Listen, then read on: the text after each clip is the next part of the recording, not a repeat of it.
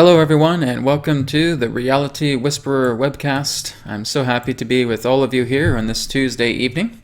And so we have a very exciting show, I should say, tonight for all of you, as we're going to be talking more about altered states and the astral plane.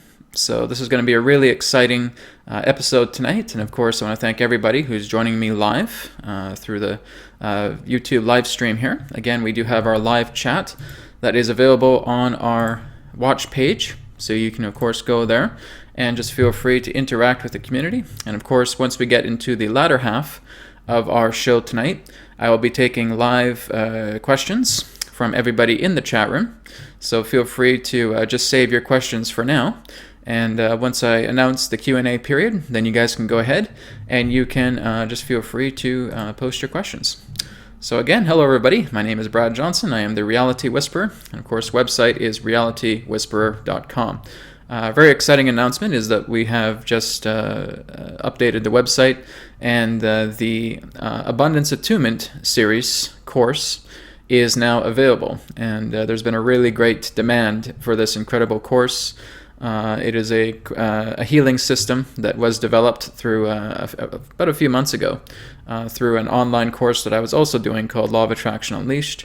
And being able to just share this course with a public audience and being able to see the effects of it has been absolutely astounding. And I've been doing some live sessions with it in the past, and now it is available as a downloadable course. And so you guys can go ahead and feel free to grab this copy of the Abundance Attunement series that you can find on realitywhisperer.com, and you'll be able to utilize the technique at your leisure. So feel free to check that out. And of course, giving thanks to our sponsors here, portaltoascension.org, live online conscious events. I'm going to be doing an event with Portal to Ascension at the end of June, and it's going to be called Dream Mastery Workshop. So we're going to be looking into lucid dreaming, vivid dreaming, astral projection, out-of-body experiences, utilizing dream symbols, how to program your own dream states, and a lot more. So it's going to be a lot of fun. So again, feel free to check that out, portaltoascension.org.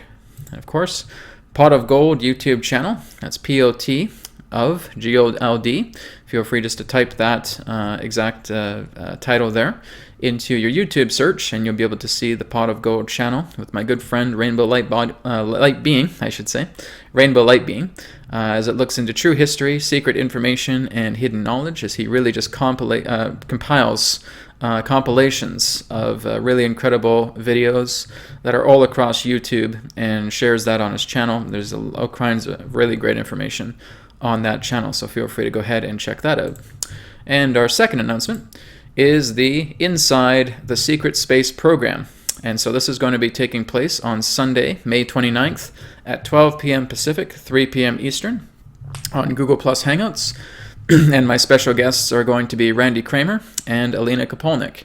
And we're going to be digging very deep. We're going to be going into a lot of amazing topics all about the Secret Space program.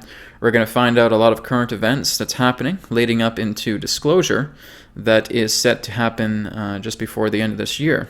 One of those really powerful phases of disclosure that are coming up. So again, we'll be looking a lot into this, and again, that is happening on May 29th. There's also another announcement of the Adronis Open Forum Workshop. This is I didn't get a poster on time for tonight's broadcast, but if you go to realitywhisperer.com, you'll see the poster there. It's called Adronis Open Forum. And this is just where everybody who participates with this event will be able to suggest topics and being able to ask questions to Adronis. And so it is a full participant interactive online event. And again, that is happening on May 28th. So just the day before Inside the Secret Space program airs. So you guys can go ahead and go to realitywhisperer.com and you can register for that really exciting event as well. All right, so we are going to go ahead and get started with this evening's theme, which again is altered states and the astral plane. So let's get into it.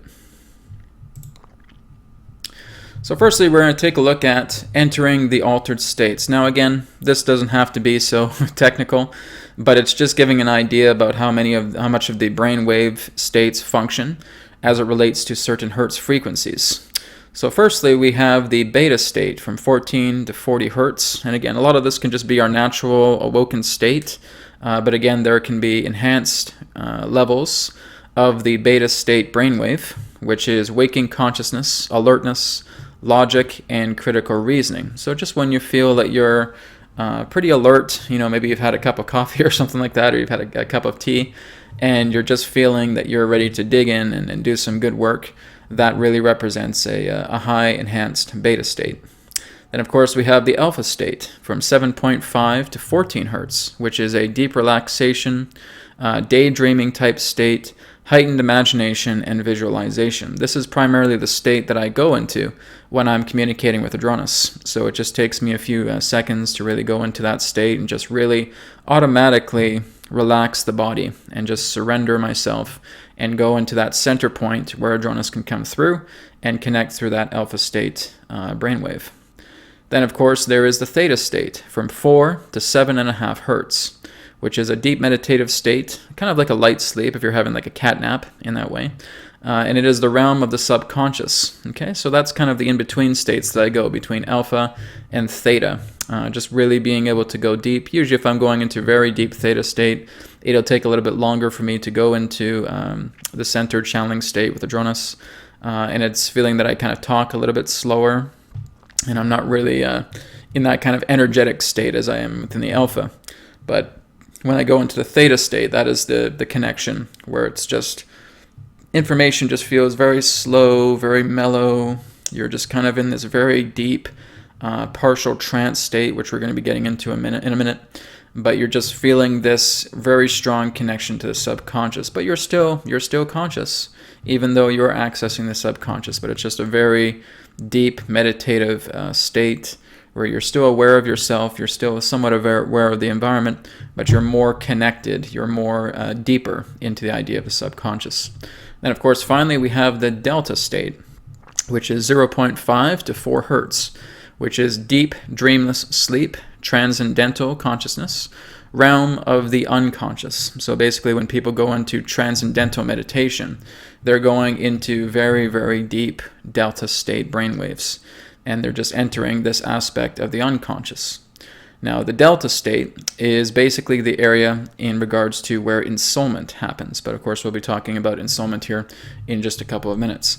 But again, delta state is when you feel that there really is not that much of a recollection about what is happening with you presently with the physical body and the environment that you're involved with. You're very much contained in the unconscious. You are completely immersed in the idea of the realm of the unconsciousness. So now we're going to go ahead and take a look at trance states. Oops, let me take a second here. There we go. It's going to center that. Trance states. So we have 3 particular types of trance states that I've basically just categorized as it relates to trance overall. So the first one is a light trance, a strong focus, alert and aware of the conscious self. So you could say that this can exist between the beta and alpha state. It can even exist a little bit within the light theta states as well. So a very strong focus, you're very attentive, you're becoming much more aware, and you're not even really relying on thought to share any particular types of articulations, anything in regards to communication. It's all just a natural flow state. And of course, we have the partial trance state, which again is a type of daydreaming. It's aligned to the subconscious self. So there's a deeper flow state with access to a lot more information. So again, this is when you're kind of going a little bit deeper. This is when you're moving more into that meditative state, kind of a cross between daydreaming and meditation, and you're going very deeply. And again, you may feel that the information that comes through is just very mellow yellow. It's very slow. It's very paced out. You're not really rushing anything. You're just in a completely relaxed, partial trance state. Okay. Then, of course, finally, there is the full trance state, which is the complete unconsciousness, aligned to the unconscious, the collective consciousness in that way. And this is the necessary state in order for one to achieve installment. So we are going to look into an installment momentarily, but that is where you're basically just blinking out. It feels like you don't even, you aren't even aware of where you are. you're just basically taking a nap in that way. You're just completely oblivious to whatever is transpiring when you're in that full trance state. You have no recollection about what's being shared or what's being interacted with. Of course, we have the installment. And installment represents a state where one's own consciousness exits from the body and another consciousness enters the body for temporary occupancy. When a host consciousness returns to the body, they are often unaware of the interaction that took place during installment. Host consciousness is often kept in a type of stasis. It can feel like a dream or a dreamless state depending upon the host. Okay? So that is primarily the installment state, is that when a channel, in that sense, is able to go and just kind of zonk out, and just basically they're just here and they're just poof, and then they're just out like a light. Then all of a sudden their body may start to twitch a bit. All of a sudden they'll come up and they'll start talking. It may be a very deep kind of exaggerated accent. It's kind of like, we are here, and basically just having the new consciousness coming through. Now, some people have been freaked out by this state because it's just a completely different personality that has now entered the body. But again, installment is quite often temporary.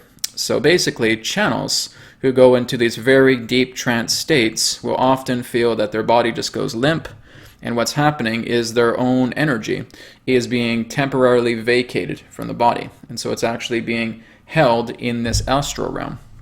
And so some people who have done installment are able to just get an idea about floating in just this kind of astral realm, almost kind of look like even hyperdimensional realms as well too.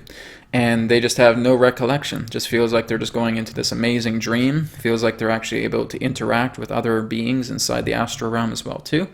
While the other host consciousness that's now in the body is basically sharing information. So there is a channel that is known as Ramtha that was channeled by Jay-Z Knight, who was able to do this as well too, going into these very deep states and just going into this type of installment. So there are some particular types of trance channels that are able to do this. Again, this also comes into trance mediumship as well too. Again, just another term for being able to temporarily vacate yourself from the body based upon a contractual agreement. Now, other people can refer to this as possession in that way.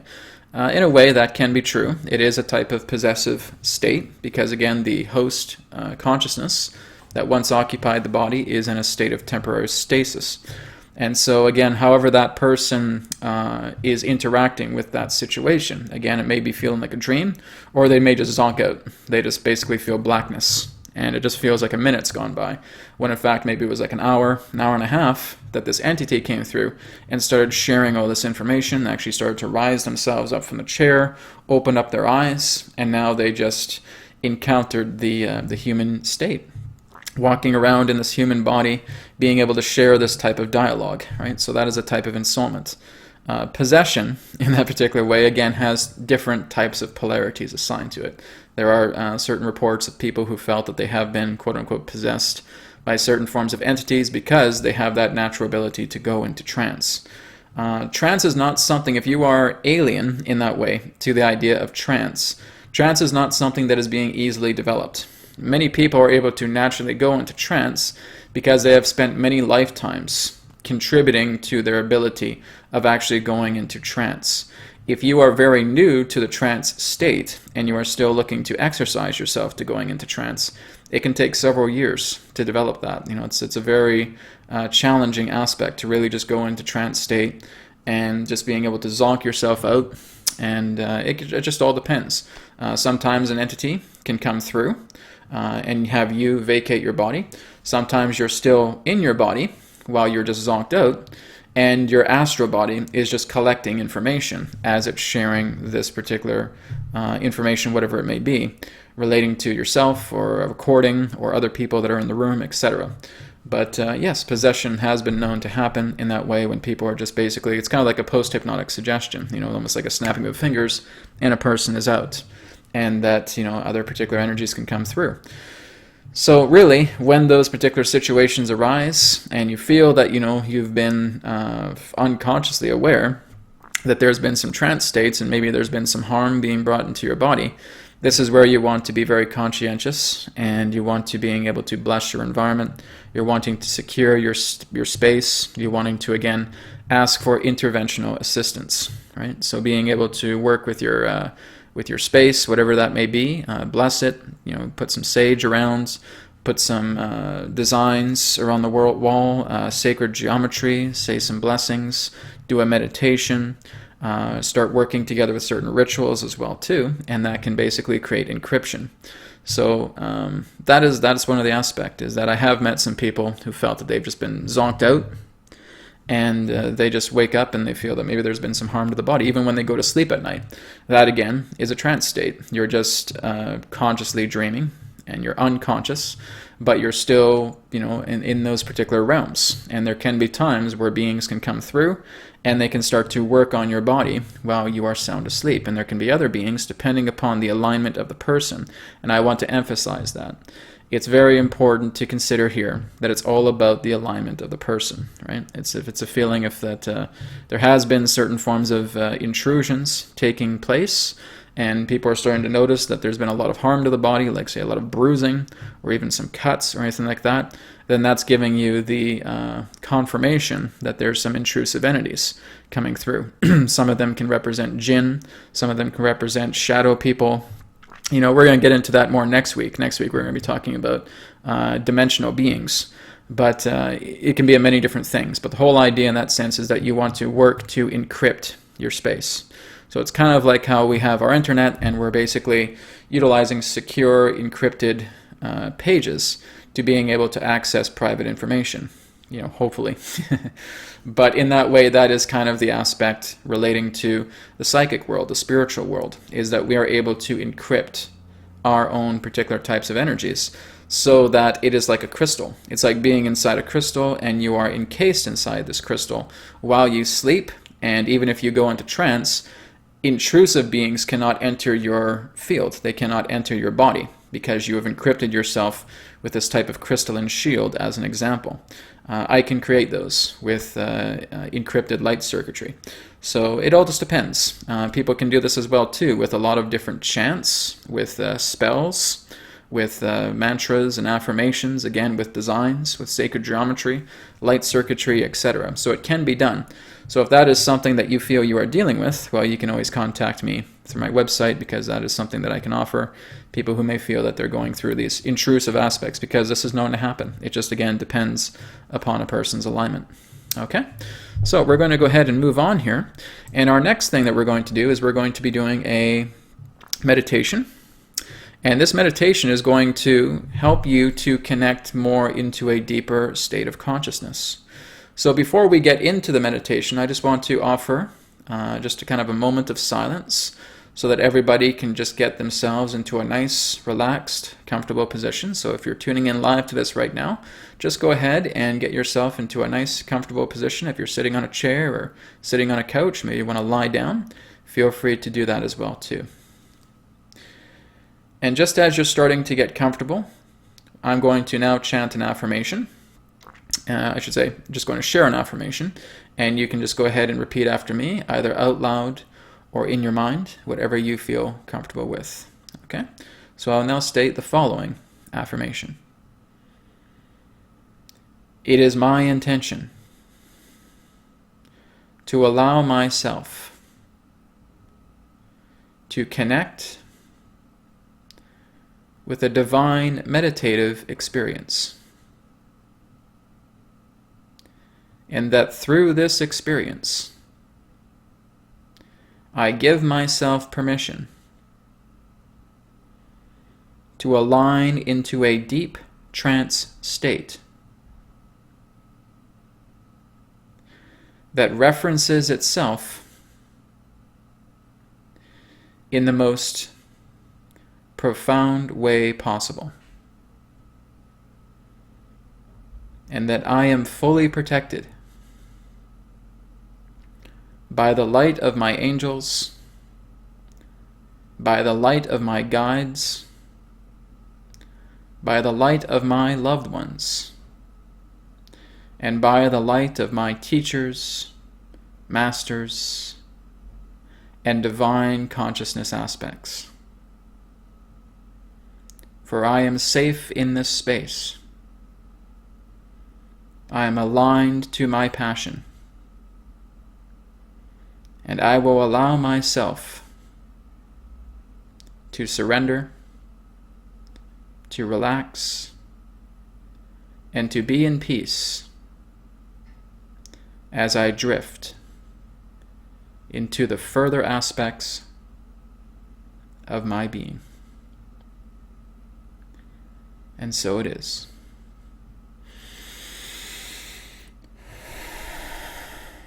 All right.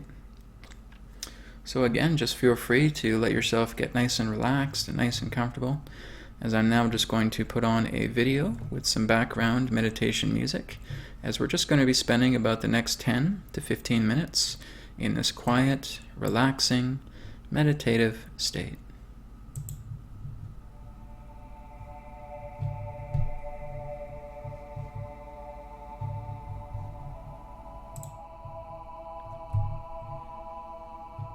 And just let yourself surrender now.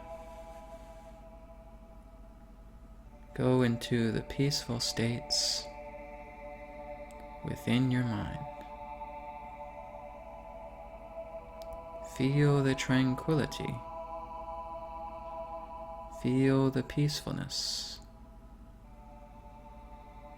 of your own inner space that is completely surrounded with subtle energies that induce a beautiful wave throughout your entire body. And that in this space, you are creator.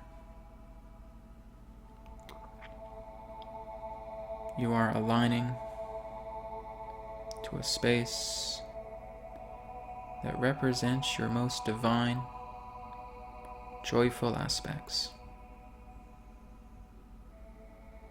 You are completely secure. You are completely safe. You are in a space of unconditional love.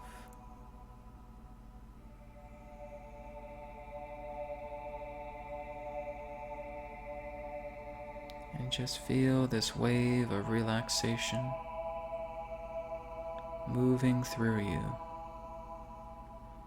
encouraging you to relax, to let go, to surrender yourself,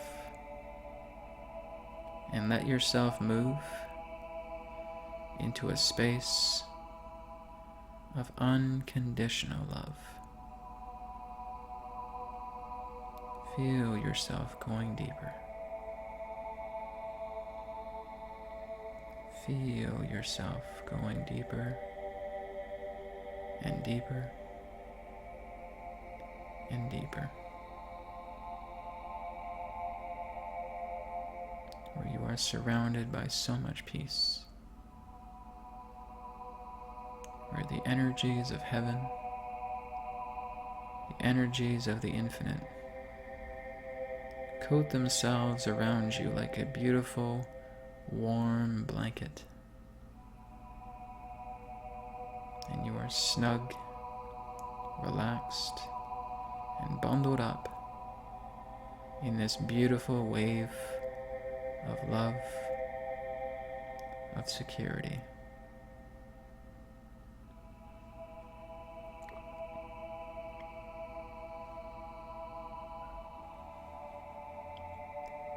And just starting to feel yourself become very, very still. That you are not putting any effort into anything. You are surrendering. You are at such a beautiful space right now. Everything in this moment is perfection. Everything in this moment represents the love of yourself in its purest form.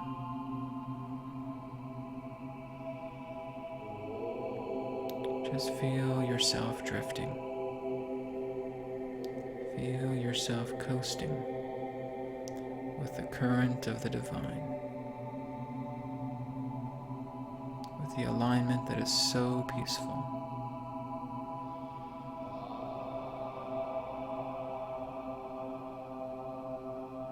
For each time that you breathe in and that you breathe out, the relaxation becomes stronger. It becomes even more comfortable. You become even more tranquil and serene within your own inner space.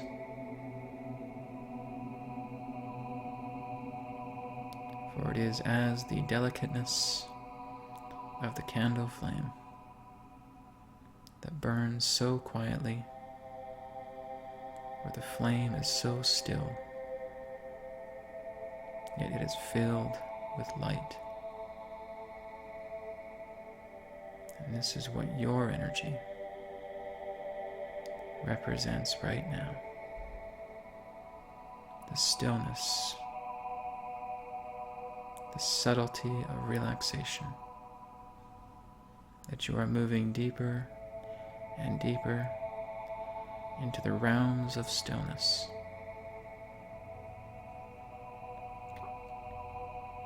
That exist beyond our physical plane.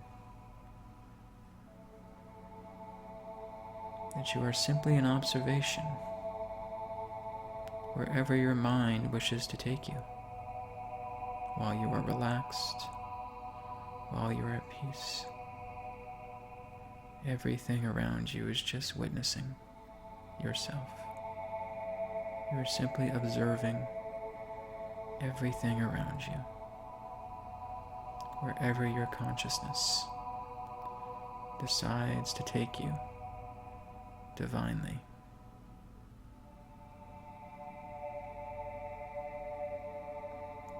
Allow yourself to let love lead the way. Let love guide you into realms that are more beautiful than the imagination can conjure. Let the love be your guide,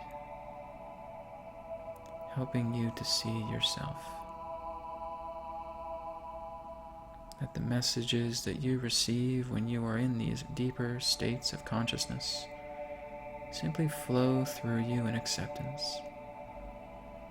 No need for any emotional reactions. Just let it be connected. Let it be understood in subtlety and in peace.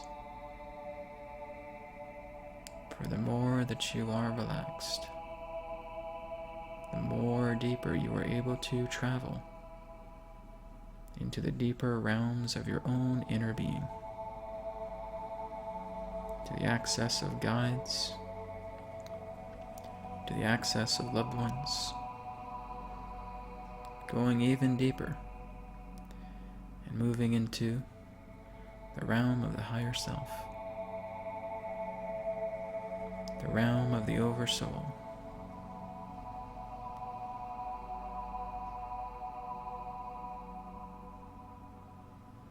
Just let yourself witness all that is present with you now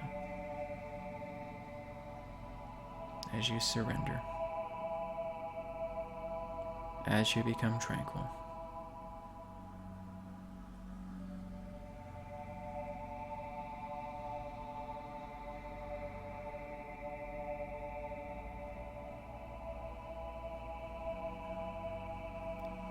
Peace, surrender, deeper and deeper, deeper and deeper.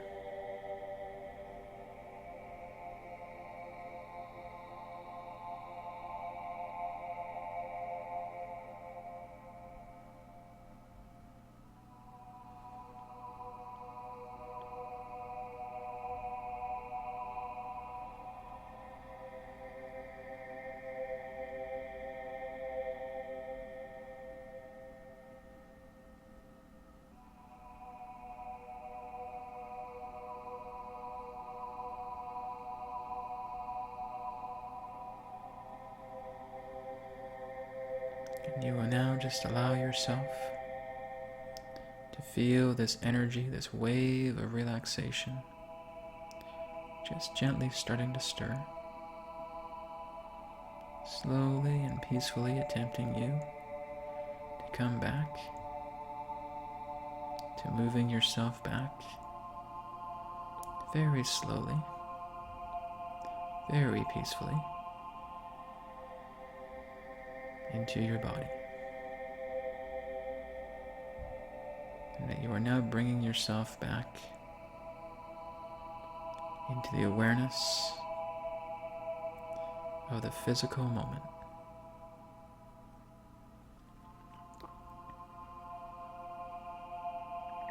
And just feeling your body stirring, becoming aware of the sensations that are starting to come back into your arms, into your toes, into your feet, into your hands, into your fingers, into your shoulders, into your back, into every inch of your body. Returning back into this beautiful, serene state of being.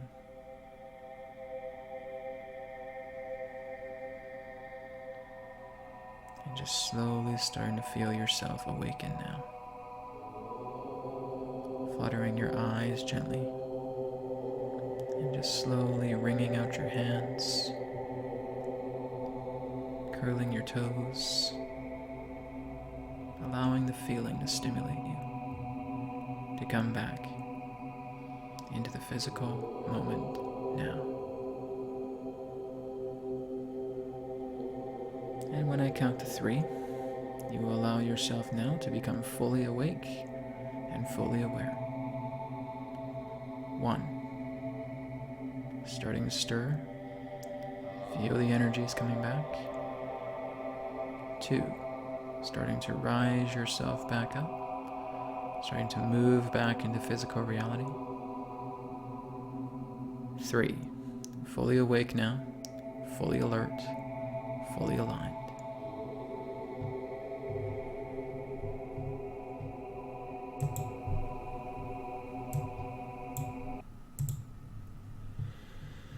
All right, we will now come back into the present moment. So I'm just looking at the chat right now. I hope everybody had a really good meditative experience. And again, this is just a sample. This is just a brief example about just going into those spaces where you know that you need to just have those breaks, to have those points of relaxation. As again, this is really what can balance out your mind very well. So again, I hope everybody enjoyed that meditation. Okay, we are now going to continue, and we're going to move on into the second topic tonight, which represents the astral realm. So the astral realm, a plane of existence that exists beyond the physical realm. Even our own physical reality is a type of astral realm as well too. So everything that represents the solidity of our physical reality is just a variation of the astral realm itself. So that the astral realm has a solidity to it. The astral realm could be seen as the plane where dreams exist. The astral realm contains contrast as the physical plane does. Dark, unpleasant realms to loving, heavenly realms. So again, it all works together in that form of contrast. The integration into fourth density represents an amalgamation between the physical and the astral realm as one. So as I stated, that there is a type of energy, a type of physicality to the astral realm, and we're just starting to move up into a little bit higher of a density where there is a lighter physicality. So there still will be a physicality when we move into fourth density. The astral plane can exist as a physical solid domain similar to the physical plane. So again, where we are going when we're looking into fourth density is just looking at something that if it's right about here, if this represents our physical realm, we're just going a little bit higher, like that. But again, if we're looking at the idea of the physical plane, the physical aspect, the solidity of the astral plane being this big, then we're kind of going up to about here, right? So there's a bit of a lightness, there's a bit of a shift taking place, And there still is that physicality. We will still have physical bodies. We are just basically moving to where our molecular structure is slightly enhanced, slightly accelerated. We're able to access a little bit more of our DNA. We're able to access a little bit more of our brain. We're able to access a little bit more of our hearts. So again, this is kind of the shift, the ascent that we're making as we're basically transitioning ourselves from third density to fourth density. And so it's just a higher octave as it relates moving into the cusp of fourth density. So if we have third density right here, which represents that physicality aspect, we're just moving up a little bit more. And this is like the fine line between third and fourth density. And we've been in that fine line for quite some time now. We've been in there since around 2011, 2012. And so now we're moving just past that line. So we're moving into this above quotient relating to the astral realm. So again, there is still a solidity. There still is a physicality relating to where we are going as it pertains to fourth density. So fourth density and the astral, I'm just going to read out the entire slide here. When you dream, the astral can feel like a sandbox where your manifestations of feeling and thought can create material. With the physical body aligning to fourth density, the astral holds more of a material form similar to the third density physical plane. God-like instant manifestation is still not yet possible for the common person. I'm not saying that, again, it's impossible for anybody to do that, but for the common collective that exists in fourth density, it's not about snapping fingers and all of a sudden a loaf of bread pops in our hands. That's not where we're going. That's not the idea. This is due to a collective agreement carried into the fourth density plane. Many ground rules will still apply. So again, still what we're going through right now is that, we breathe oxygen, we're on a planet, we still have gravity, we have all of those things. The difference between a collective third density and a collective fourth density is the theme of consciousness on a unified level. There will be an increase in intuitive awareness for oneself, for others, and nature, plus more natural connection with other astral beings and spirits. So we will become much more conscientious and aware of other particular energies. We'll become much more sensitive to that. There will be more deeper connections forged between souls, such as telepathy and empathic bonds. I should say bonds instead of pawns. Such as telepathy and empathic bonds. There will be more sensitivity to energies perceived as feelings and emotional states. There will be more enhancements to physicalized and ESP senses, such as higher hues in the color spectrum, enhanced auditory stimulation, third eye physical sight, and photographic memory, etc. So there's a lot of things that will become available as we continue to move more into fourth density. And some people say, oh, Brad, I just want to fly in the air. I just want to be able to levitate myself and just poof, and just go off and fly through the air. There are people in third density that can do that. They're very, very discreet about that. You don't have to be in a fourth density to do things like that, right? That is something that does exist here in a third density. But the whole idea in that sense is that that is not just being given to you. And again, this is what a lot of people do not really understand, is that when you're moving up into fourth density, these particular inner abilities, such as levitation, teleportation, flying through the air, etc., are not just given to you. It doesn't work that way. These are inner abilities that you need to develop. It's again like how you would look at an analogy of being able to build your body, become a bodybuilder, right? You have to go to the gym every day. You have to work. You have to connect. You have to focus. And such particular types of abilities can come through. So we can already do that in third density. In fourth density, yes, there is a lightness. There is an energetic that is coming through. And it's mostly that more of the evolution within our upcoming generations will become much more aware of the capabilities of humanity, because this will slowly start to move into collective agreement for us to naturally teleport, for us to naturally take flight, for us to levitate, for us to have just genuine, pure telepathic conversation where we no longer need to be vocal anymore. Right? As we evolve ourselves and move ourselves more into that energy, then that is where the upcoming generations are now able to inherit that, because that is being a collective agreement. That's something in regards to the collective consciousness, that if more people are starting to feel that they have the capabilities of doing that, well, now we're planting seeds. Now we're actually realizing that there's a lot of teachers around. A lot of teachers can teach us this. there's certain forms of capabilities that we have. And again, it still will require some work, but the upcoming generations will follow this more of a trend. It'll be trendy to levitate. It'll be trendy to fly in the air, right? So it's all about being able to notice that as the collective consciousness plants these seeds into itself, then we have the capabilities of moving deeper and deeper into these really profound, advanced fourth density abilities. So again, it is within our grasp now, just as being third density beings, but it requires practice. It's just, if I could fly in the air right now, fantastic. But, it's there's a lot of practice with that. It really has to do with the aspect of depth perception. You have to understand that if you want to tunnel yourself underground and see the secrets that are found really, really deep underground, it's not just about holding your fingers to your third eye and saying, okay, show me what's beneath there, right?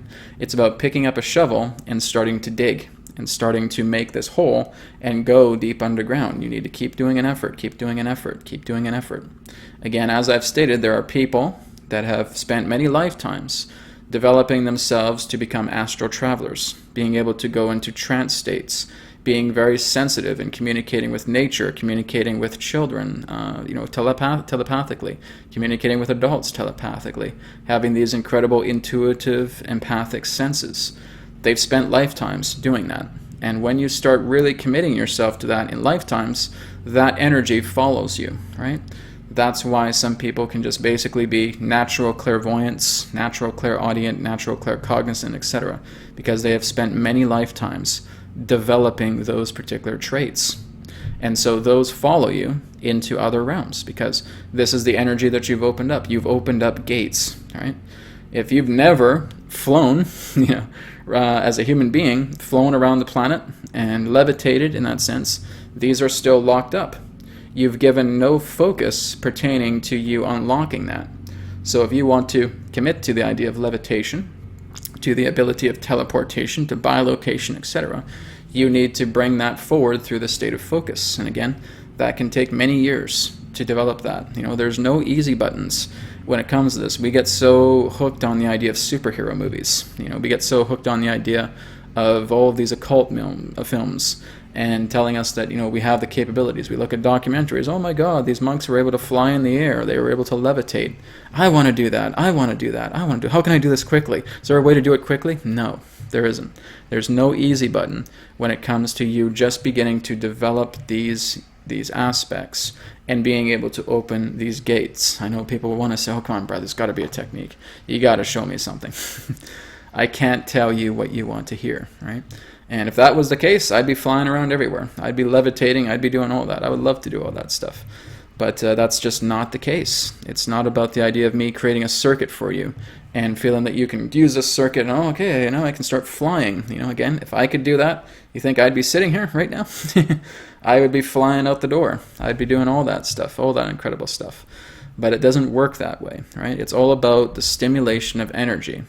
It was Nikola Tesla himself that said, if you want to know the secrets of the universe, teach yourself to look into energy, frequency, and vibration. We need to stimulate that. We are the host creator here. And everything that represents vibration, energy, frequency is around us. And we need to stimulate those chords. We need to make that a focus. We need to make that a very important part of ourselves if we want to do any of these remarkable abilities. But there is a humility to these particular types of abilities, because if you're just super excited and you want to levitate in the air and say, yeah, when I get into fourth density, man, I'm just flying everywhere. I don't need a plane. I'll just be waving to the people on the plane because I'm flying around here like Superman, right? That would be fantastic. It really would. But again, it's not going to work that way. You need to have a type of discipline. There's a centering here. So if you go to talk to these monks or these shamans, these mystics who can do this, they're very, very picky about the type of people that they want to train. They do not want a boisterously loud or obnoxious person. If just teach me how to fly. That's all I want to do. Okay, goodbye. See you later, right? With great power comes great responsibility, right? There's a Spider-Man line. But that is very, very true. You have to take responsibility with these things. I'm just mentioning this because this is a very common question I get. Brad, how do I levitate? How can I get teleportation? How can I bilocate? I get these questions a lot. And I keep telling people, I said, well, have you been training on that? No, I just want it right away. I just want like a bam, easy button. And that's it. And now I'm starting to fly. Poof. Screw you, Alaska Airlines. Right? Right? We would love to have that happen. Absolutely. I would love to fly. I would love to levitate. I would love to teleport. Absolutely. Fantastic. But again, it's something that we need to work towards. We need to stimulate the energy. We need to allow that energy to grow. It's like an egg. The egg will eventually crack and it will emerge a new consciousness. But we need to nurse that egg. We need to stimulate that egg. We need to make sure that it's safe and that we are continuing to empower it, so that it can move into this new cracked level of consciousness that comes out of the egg. And now we have something to work with. Now another stage, another phase begins. Okay, so that's just what I want to remind a lot of people here relating to the fourth density in the astral. Okay, so of course we have astral progression here. So as the generations progress, it will be possible for mankind to move into deeper octaves within fourth density and the astral plane. When we enter fourth density, we'll be moving into the solid state as it relates to matter, as this represents our neophyte status into the plane. So a neophyte, one who is just entering something newly in that particular way, a rookie in that particular way you can look at it, or a novice. Think of the material-immaterial quotient of the astral plane like a type of vortex. You have solid energy, you have liquid energy, you have gas energy, you have plasma. As our bodies continue to transmute through celestial and energetic changes, capabilities within humanity can move to more profound capabilities. Levitation, bilocation, teleportation, flight, matter manipulation, etc.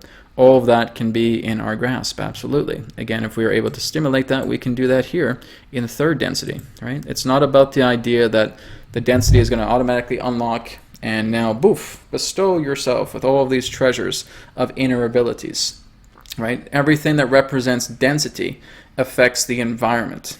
Okay? It's not about it affecting us and just being granted with all these treasures of traits and talents.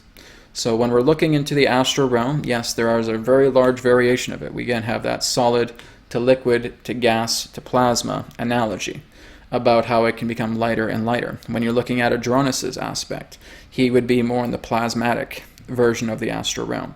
Basically just moving between that aspect and moving more closer into a type of mental realm, right? That's where he is. And it took his civilization hundreds of thousands of years to go through those transitions of a vortex, right? It's not something that you're just, boom, okay, we're done. I got this now. No problem, right? So the astral realm does represent like a dream state. It does connect itself in that form of aspect. So the environment itself will definitely be a new type of stimulation. We're vibrating on a much more higher frequency.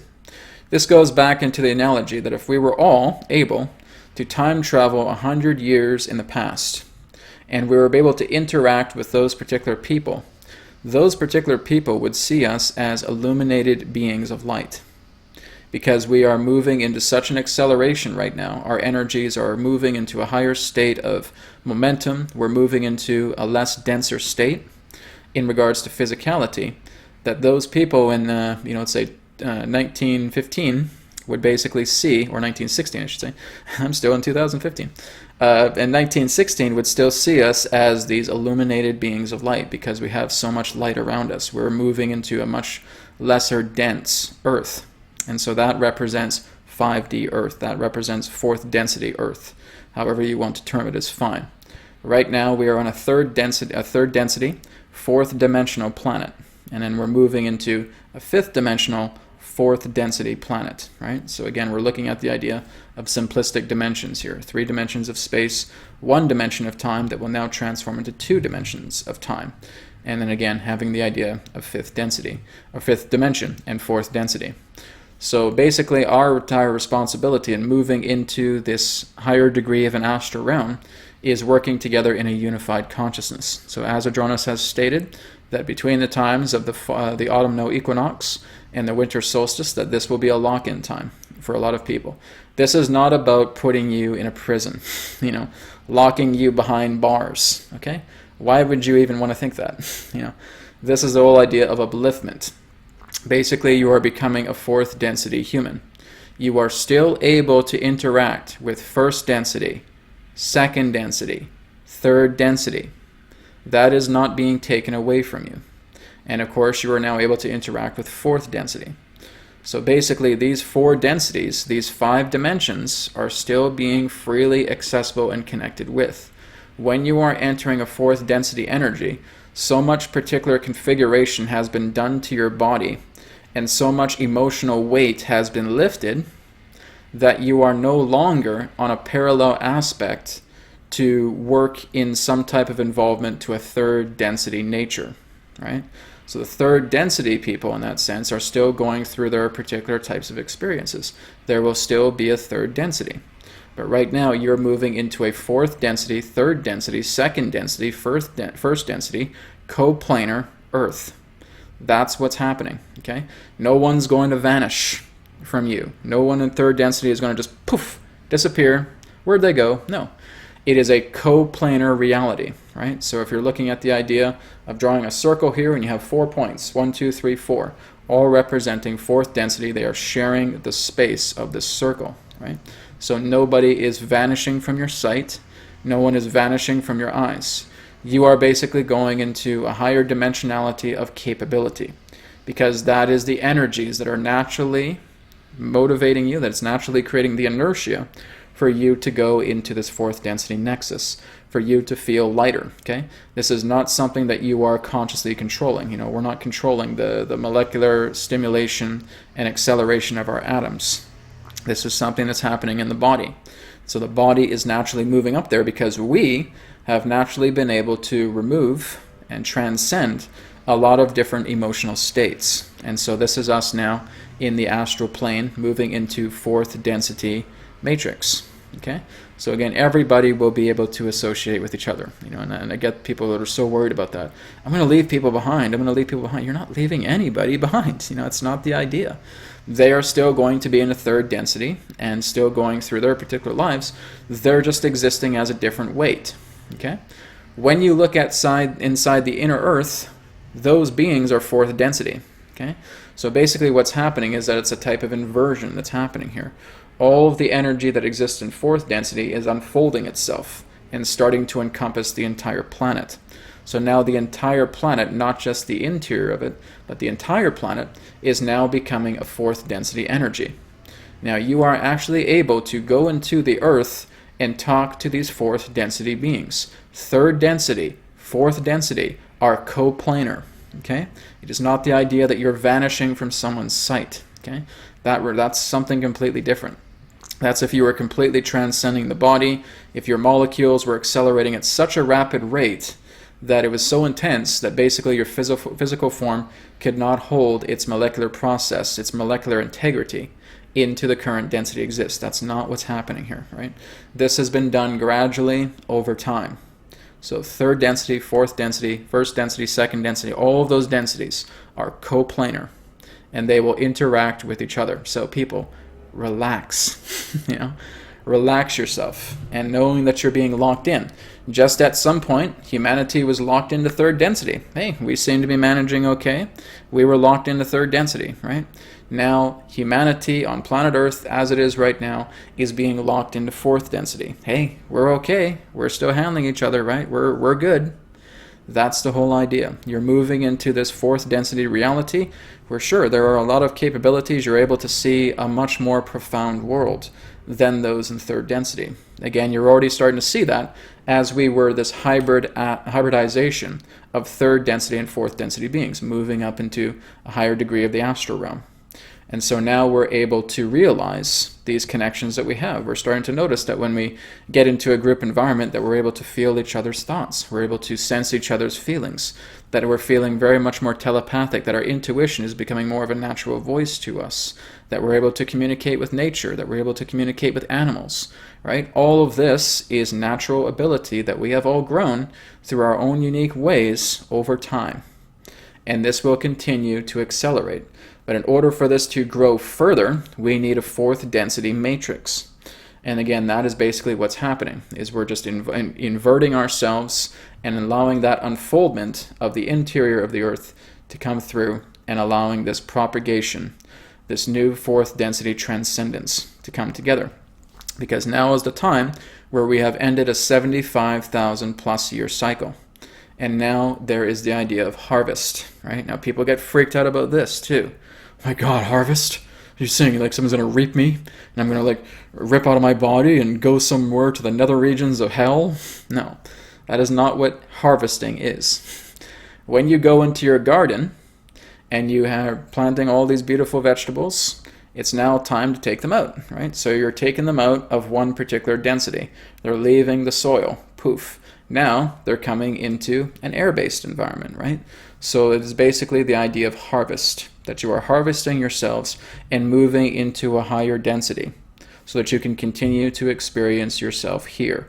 You will still be humans, you will still be Terrans, you will still be Earthlings. That will not change, but you're moving into this higher astral plateau.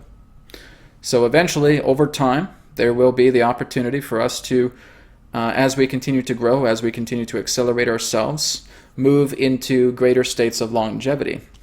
When you're moving into a fourth density energy, you have the capability to completely fine-tune your body from what I'm receiving right now. Fourth density beings are capable of actually fine-tuning their body into a longevity that lasts 200 years. Okay? So if we're looking into the idea of third density, that we basically had, I think the most longevity person was maybe like 120, 130 years old. But what I'm being told is that when you're moving into fourth density, there is a new scale that can actually be produced, especially with a lot of the new technologies that will be coming out here in the many years to come, where human beings can actually live up to 200 years. So that's basically the new emphasis of moving into fourth density, is there is a possibility for an extension of longevity, should that be the person's path. But again, that is why many of us are moving into vegetarian diets, vegan diets. We're starting to eat wild foods, raw foods, etc. All of this is eating for the light body and creating that crystallization. And the more that you crystallize yourself, especially moving into fourth density, now you have an extension of an extra 60 to 70 years, should you decide that that is in your agreement of a contract on a soul level, to actually live a full 200 years as a fourth density being. So that is basically what I'm just receiving right now, is that the longevity factor pertaining to the fourth density is much more abundant in that particular way. So we will also be able to talk to other astral beings as well too. A lot more of a veil is thinning. Being able to go outside and talking to sprites, talking to the Fey realms, talking to other different types of dimensional beings will become possible for those who are, again, working to attune themselves, or may already have been doing that for many different lifetimes. And now when they step outside and they're feeling this shift, everything that they've accumulated and they've worked for and made those traits part of themselves will start to feel new introductions. There'll be a lot more intimate connections pertaining to the idea of the Fey realms, of different extra-dimensional beings, even of ETs as well too. So again, it's like the light hues are changing. There will be lighter hues of color that we'll be able to notice as well too, especially within the blue and violet spectrums. Again, as I've talked about in the past, what's known as emution light, which is again a very, very high type of violet, right? That'll be a natural hue that many of us can see. So basically everything from our ocular perspectives to our physical senses to our physical body is all transforming, right?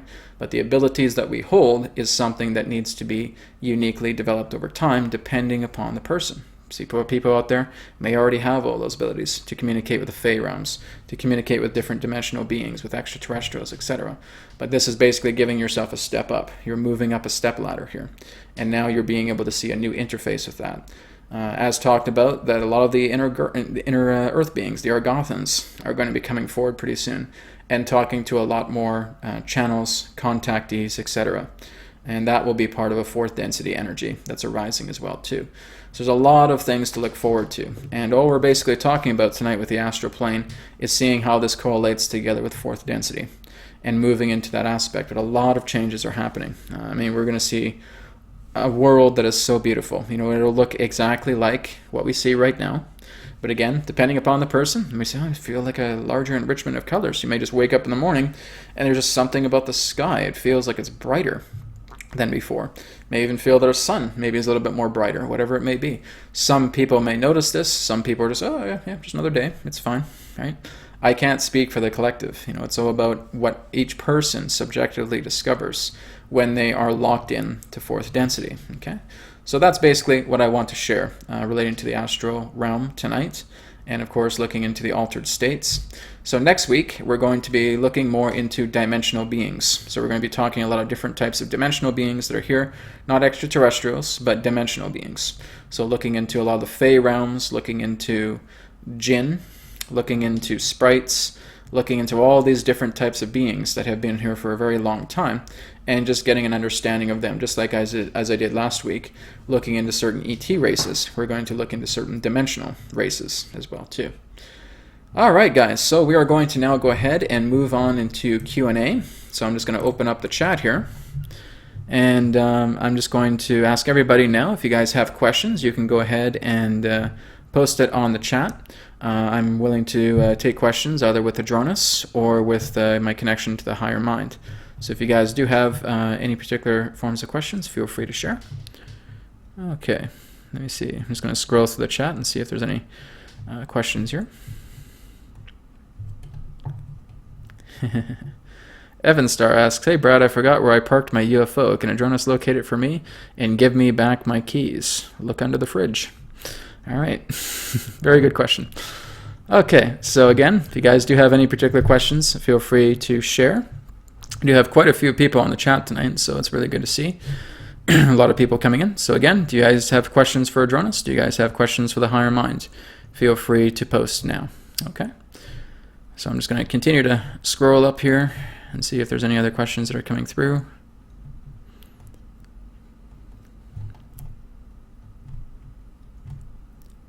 Just got a lot of people chatting tonight, so that's good. Okay. Okay, so Jen has just been saying, already feeling a bit of a shift, so intense the last couple of days. Anyone else agree? Absolutely. It has been a very intense week. It's been an intense couple of weeks.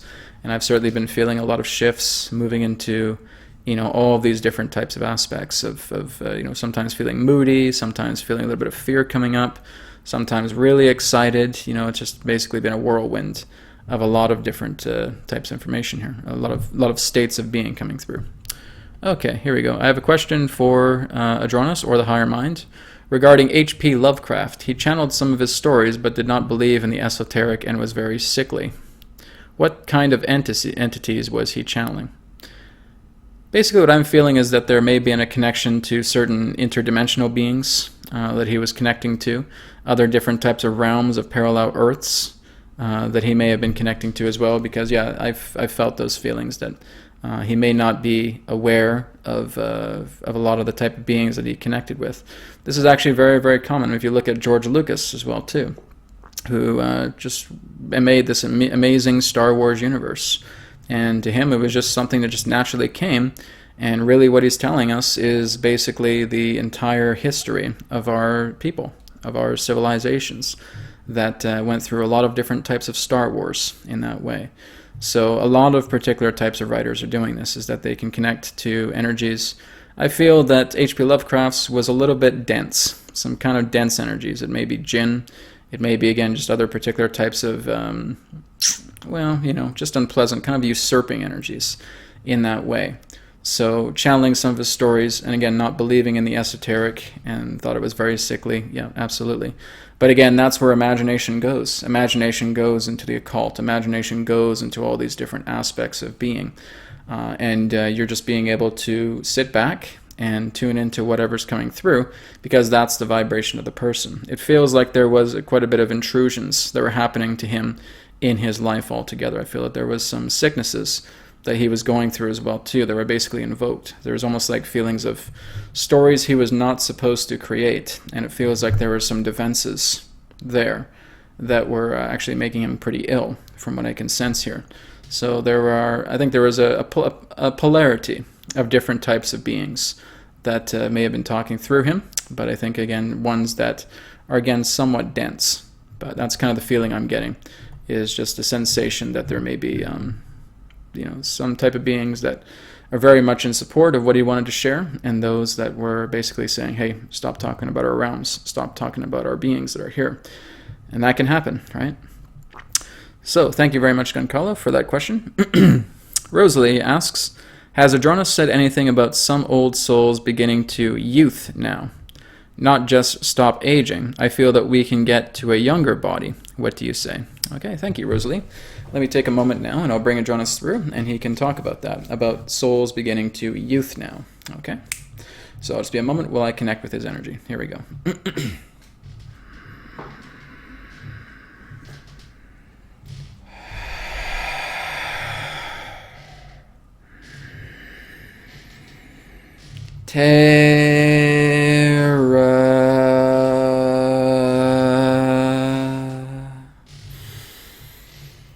Soul Star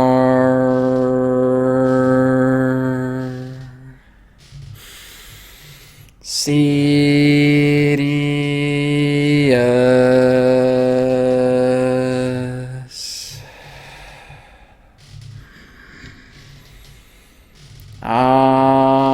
Adronis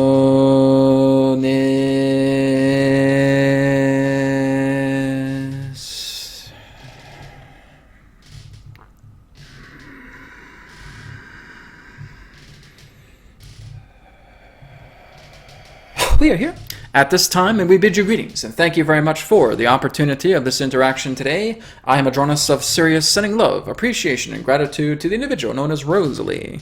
Thank you very much for your question. Is it true that souls are basically, in that sense, able to youthify themselves? Actually, in that sense, being able to reverse the aging process? Yes, some are, but again, understand that it is not, shall we say, being naturally outputted through them in that way. They are, in that sense, working together in certain forms of faculties to keeping themselves aligned in this way. The whole idea is that the selections that they make pertaining to the foods that they digest are all part and parcel of an associated degree of crystallization that takes place within their body. They are able to be conscientious in regards to their appropriate states of eating. They are also observing and even preventing sexual acts. Now, this is actually a fact.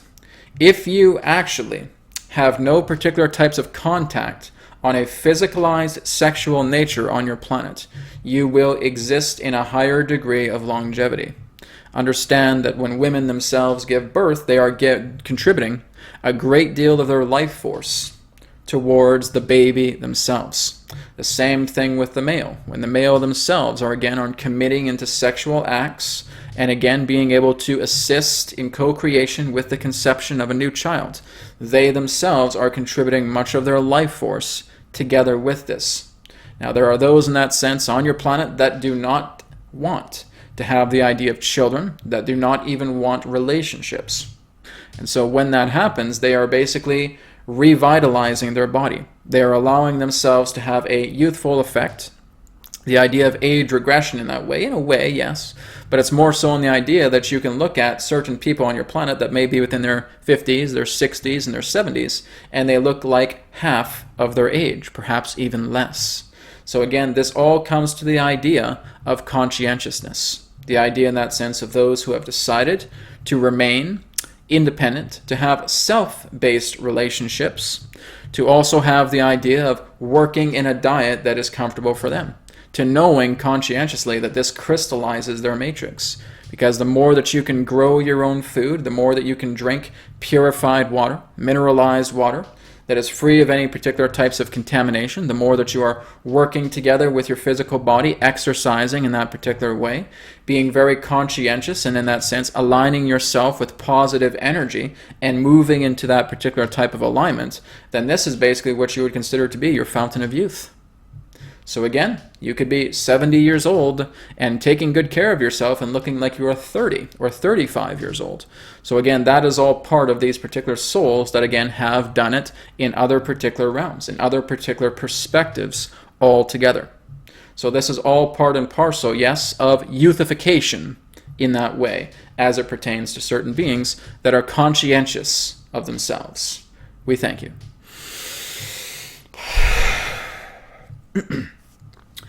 All right, thank you very much, Rosalie. So I'm just going to go ahead and scroll through the list here. See what other questions we have here. Okay. Okay, here's an interesting question here from Cybernetic Cadaver. Hi Brad, I am 18 and also wondering if kids are automatically going to fourth density or if they, like the rest of the collective, have to learn into it.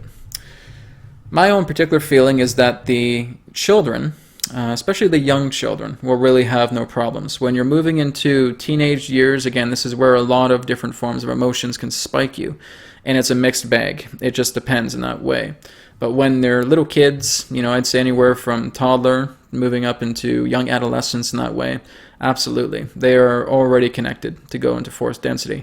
But when you're moving into the teen years, again, just depending upon you, sometimes there can be very violent teens and that they want to run amok, and they have a lot of different forms of emotional barriers coming through. It just depends. It's a mixed bag. But the young children, absolutely, are more of a kind of like an automatic given that they would go right into a fourth density lock-in. So in that particular way, depending upon the person in the teenage years, if you feel that you are very much aligning with these particular emotions and that you're willing to express them and you're willing to share them in a way that is constructive and helping those emotions to purge and moving them back into the ethers and bringing more forgiveness and more love in, absolutely.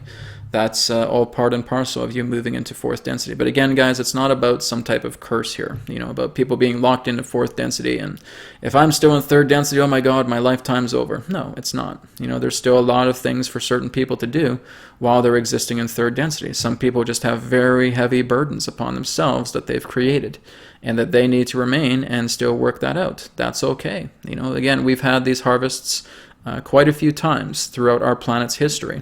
And some people have been able to harvest, and in fact, very, very small numbers of people have been able to harvest. But where we are right now, in regards to the end of this 75,000 year cycle, it feels like a big number, like a big percentage. So again, I don't have that exact percentage because it's very challenging to calculate that. But really, it just comes down to the overall percentage where you are pertaining to emotional scale. Again, do you feel your emotions completely dominate you? Feeling that you are completely being overwhelmed by all of these emotions together, and that you really cannot feel that you're able to get out of this particular pit, then that's basically where you're feeling this challenge in being able to move up into fourth density. Third density is it's a heavy realm. It's a physical weighted realm, and it's just all of us that are deciding, okay, I'm going to work with these emotions, I'm going to heal myself, I'm going to work into these new forms of transcendences and move into that direction. And there are those that are saying, I can't do it. No, this is done. I'm finished. There's no possible way I can do this. That's their choice.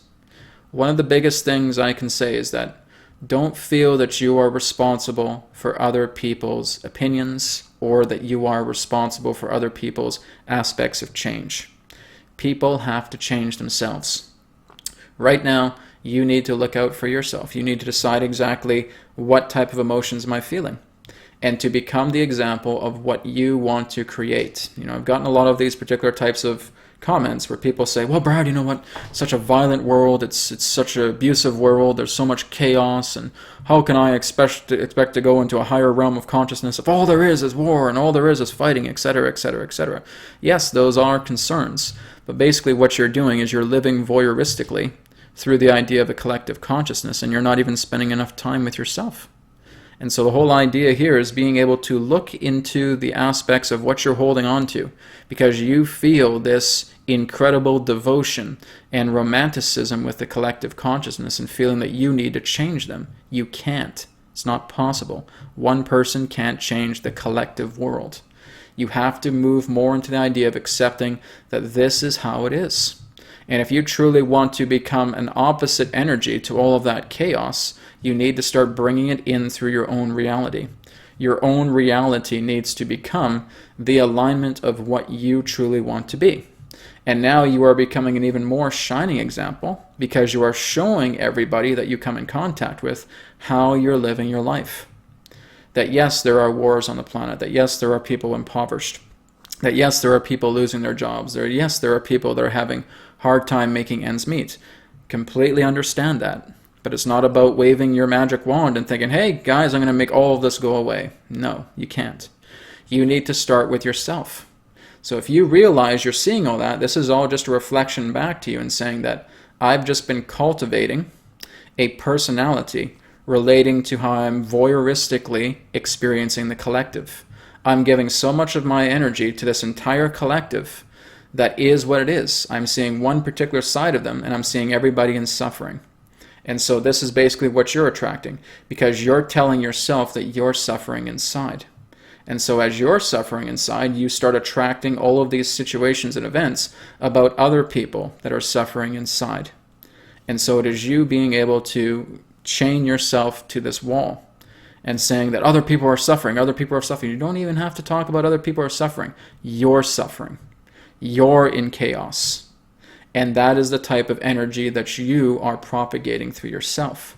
So you need to be very conscientious about what you are putting out. Because again, this is what's going to degrade your body, as well as there are people out there that can youthify themselves, that can take really good care of themselves. People are slamming themselves into the grave because they are constantly in this state of fighting. They are fighting and saying, the world this, the world that. No, you this and you that. That is you attracting that. When you basically are witnessing suffering and you commit to that so much, it's something that you haven't been able to harmonize with. It's an addiction. And so you grow this addiction to suffering and feeling that, what can I do to make the entire world better? Nothing. What can you do to make your world better? Everything. That's the whole key here, rather than feeling that you need to be responsible for every man and woman and child. No one person on this planet can carry that much weight. You can't carry the weight of 7 billion humans' emotional states. You can only carry your own, and you need to look into that in that particular way. So this is what I want to share with everybody, because again, that is another common question that's coming together. All right, so I'm going to go ahead and move down the list here. Okay. Okay, here's an interesting one from Sergey. Sergey asks, can someone in the out-of-body astral state affect physical matter, or, for example, pinch a person, if the will is strong enough? That would be the best way to put it. Now, understand that when you are in your astral body does have an opportunity to materialize itself. But again, this usually comes from very experienced astral users. It's the same thing with astral beings themselves. Other different dimensional beings that are existing in different astral planes can basically come into a room and feel like they're knocking down an object.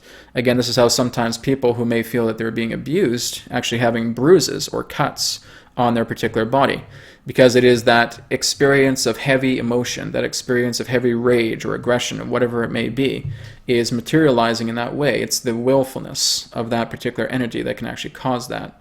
It takes a lot of work, and it requires the idea of an advanced experienced being. But there are also other beings that are able to temporarily materialize themselves into the physical realm. This is again what we're going to be talking about next week as well too, is that there have actually been recent reports of people seeing a werewolf, right? These are actually very real beings. Now, it's not so much in the idea that it's just some, natural phenomena of a person who was born, to naturally mind shift themselves from a human into a wolf. But these particular beings do exist. It really has to do with a lot of black magic, right? It's basically when a person who is very cold-hearted, who just really is all about service to self, is actually able to interact with other particular beings in regards to a state of exchange. And they're actually creating this particular agreement for this particular astral being that becomes materialized, that appears human, and actually metamorphosizes themselves into a werewolf, right? There's been a lot of reports in Brazil, I believe there was one, about people noticing this 8-foot tall werewolf that was caught on CCTV. There was another one recently in England as well too, with a sighting pertaining to about an 8-foot, 9-foot tall werewolf, right? This happens. It's the same thing with many other different dimensional beings. There's beings that look somewhat like the Greys in that way that aren't the Greys. You could refer to, I think one of them was a Trooper Cobra in that way, that again are dimensional beings. And these dimensional beings all create contracts, and they work together in this type of monadic energy, and they start to quote-unquote demonize this particular astral body in regards to an incarnate that is on this plane that is experienced in black magic. And so they can actually manifest these kind of hideous beasts in that way. But again, everything is equivalent exchange, that the harm upon that particular astral body comes back in many greatness fold pertaining to the host. Right? So it is very, very possible through, again, advanced understandings to actually materialize yourself with conscientious recollection to connect with astral matter, to actually materialize it through like that vortex. So again, if you're starting from plasma, going all the way down to gas, going down to liquid, going down to solidity, that can happen because, as I stated, the astral realm has solidity. So basically you can manifest that through conscientiousness. But again, it requires a very skilled individual who is very well connected to the astral realms in that way. So it can be a little bit frightening, but it can also be beneficial as well too. There are ETs as well too that do that create created bodies, right? So again, this is what I've talked about in the past as well, pertaining to created bodies, and that they're just basically manufacturing a conduit to perform something. Some incognito ETs do this as well too, is they manifest a body and they're just here for a very short trip. They're here to share something with somebody or to do a certain task, and then they're gone. Body dematerializes and they're gone, right? That can happen as well too. So again, Sergey, very good point there. Okay, something here from Tony. Tony asks, Adronis, my light worker friends all seem to be in contact but me. What is my personal duty as I am finding all these great people? Good question, Tony. All right, so I'll take a moment to bring Adronis through and he can share some information on that.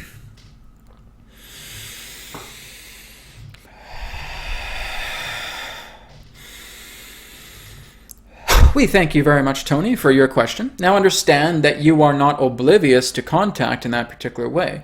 Is that many of your quote-unquote light worker friends who feel that they have had contacts have it in their own different way. The whole idea is that you are spoiling this particular contact with yourself to give the impression that it must suit a certain expectation, rather than the idea of the type of contacts that are working together with you. We feel that your energies are very linked to the constellation that you would know as Lyra. We also feel that there have, in that sense, attempted to be certain forms of contacts through silver triangular vessels that, in that sense, include these particular various entities that come from Lyra. Now, understand that your communication with them is very highly subtle, and that, again, this can exchange itself through very subtle feeling, very subtle thought. Even your own dream states are a catalyst to bringing yourself into contact with these beings, because again, they can mirage themselves, they can move themselves into different levels of consciousness and communicate together with you. There is also in that sense a particular form of spirit guide that is working together with you that was once a police officer that you in that sense had an association with in a past lifetime. We are referring the name in that sense that sounds similar to the idea of Mitchell Murray. Mitchell Murray. And that again, this is another particular spirit guide that is working together with you and helping you to attune to certain forms of energy. He basically represents a guardian type of guide.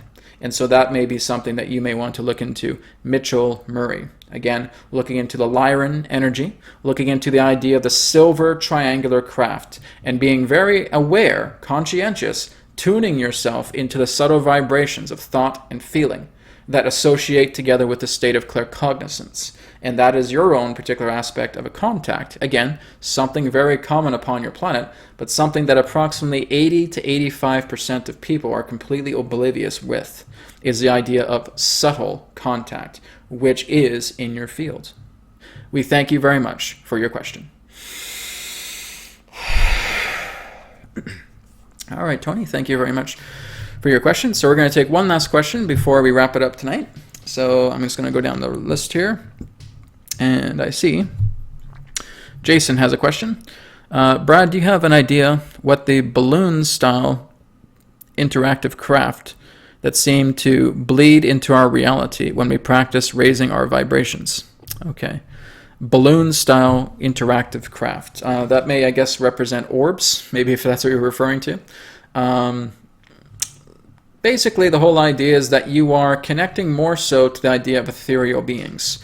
If it's something that, again, represents a luminescence, if it's like a type of orb, or if it may resemble a type of balloon, usually these particular types of vibrations is what you are picking up as you're transcending a physical reality. So as you're moving more so into a higher physical vibration, you're actually being able to see the removal of certain veils. And as the removal of these certain veils happen, you can actually start to discover some of these particular types of, you could say, craft. Some of them don't even represent craft. Some of them are not actually spaceships. Some of them, again, represent life forms. There are actually nature orbs that can exist into regards to those certain sizes that can illuminate themselves into different types of color frequencies in color vibrations. Again, this can also represent thought form technology. But basically what happens is as you start to move your vibration and surrender yourself and align into these higher energies and making yourself a channel and being able to witness your physical reality, it almost feels like the veil starts to dissolve away. And some people can see sparkles, some people can see ships, some people can see these types of orb or balloon type craft and being able to interact with them. So you can actually say, hey, do a figure eight. And now they're doing a figure eight, or they're doing an infinity symbol, or they're doing circles, etc. So that is basically a response of intelligence. So that is one intelligence for another that you're now starting to notice. And you can communicate with them further than the idea of just having them do different types of movements. You can capture that image within your mind and start communicating with them as well too. And just start sending out instructions. I would like to communicate with you. Start conjuring up a symbol. Okay, you may want to start doing this, or maybe you want to start doing this, or maybe you want to start doing this. However it works that you feel is good. Conjure up a symbol and send that to them and saying, please, I want to communicate with you. Now they're balls in the court. So that will give them an opportunity to utilize that symbol and connect with you. Again, it may just be the aspect of a feeling, or the aspect of an image, or the aspect of a word, whatever it may be. That's something that you can leave with them, right? So again, they are more than happy to communicate with you because they let you see them. So basically, when you have that particular type of experience, leave a calling card behind, right? So this is what I call leaving a calling card, is just being able to use an image, a symbol, a word, a feeling, whatever it may be that you feel is a convenience, and being able to send that to that particular type of phenomena. And now they'll be able to communicate with you. Now you have a two-way transit, a two-way relay pertaining to interaction and communication. Okay? Thank you very much for your question. Okay, guys, we are out of time for tonight, so I want to thank each and every one of you for sharing some really great comments tonight and great questions. So feel free to check back next week, where next week we're going to be talking about dimensional beings. So it'll be a very, very exciting program next week here on the Reality Whisperer Webcast. So again, everybody, have a wonderful evening wherever you are in the world, and I look forward to speaking to you again next week. Take care. Namaste. And may it be well with you. Goodbye.